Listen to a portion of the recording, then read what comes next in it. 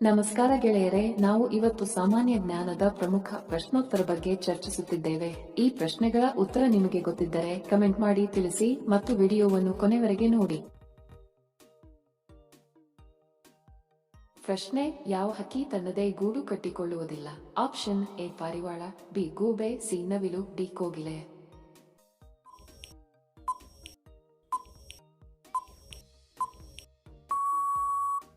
ಸರಿ ಉತ್ತರ option D ಕೋಗಿಲೆ.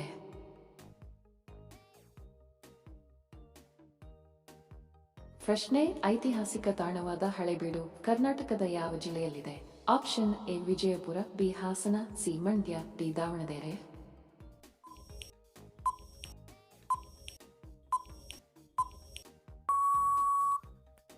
ಸರಿ ಉತ್ತರ ಆಪ್ಷನ್ ಬಿ ಹಾಸನ.